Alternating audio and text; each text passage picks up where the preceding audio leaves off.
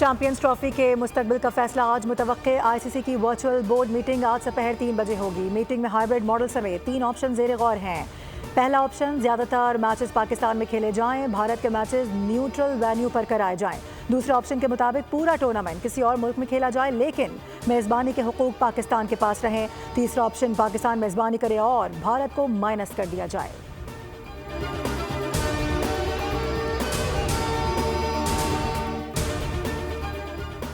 Champions trophy 2025 کے حوالے سے آئی سی سی کی اہم بیٹھک، chairman P C B Mohsin Naqvi کی سی ای او آئی سی سی سے دبئی میں ملاقات، پاکستان کی قانونی پوزیشن سے آگاہ کیا۔ چیئرمین پی سی بی آج ویڈیو لنک کے ذریعے میٹنگ جوائن کریں گے۔ محسن نقوی آئی سی سی کو پہلے ہی واضح کر چکے ہیں پاکستان اپنے موقف پر قائم ہے، زخم سہ لیں گے لیکن بے عزتی نہیں کروائیں گے۔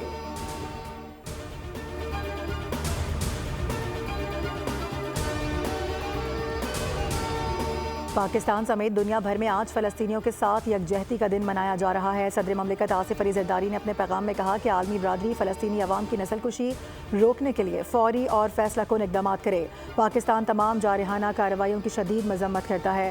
وزیر اعظم نے کہا کہ ہم آزادی اور حق خود ارادیت کے لیے فلسطینی عوام کی جائز جدوجہد کی پرعزم طریقے سے حمایت جاری رکھیں گے۔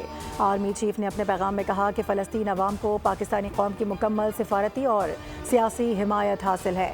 مسئلہ فلسطین کے پائیدار حل کے لیے اپنے بھائیوں کی حمایت جاری رکھیں گے۔ وزیر اعلیٰ پنجاب مریم نواز کا کہنا تھا کہ پاکستان کا ہر شہری فلسطینیوں کے دکھ میں برابر کا شریک ہے۔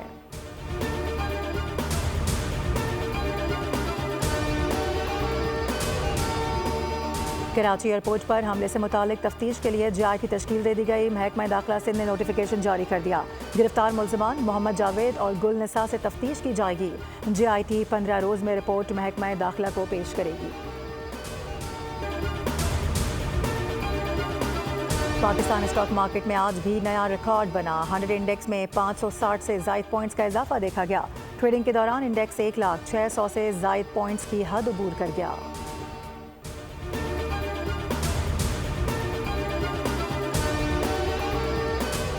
اور لاہور کی فضائی آلودگی میں کمی آنے لگی۔ آلودہ ترین شہروں کی فہرست میں لاہور تیسرے نمبر پر آ گیا۔ شہر کا مجموعی ایئر کوالٹی انڈیکس 205 ریکارڈ۔ سندر کے علاقے میں ایئر کوالٹی انڈیکس 832 اور شملہ پہاڑی کا 451 ریکارڈ کیا گیا۔ لاہور کا مطلع آج ابر آلود رہنے کا امکان ہے۔ شہر میں کم سے کم درجہ حرارت 11 اور زیادہ سے زیادہ 23 ڈگری سینٹی گریڈ تک رہ سکتا ہے۔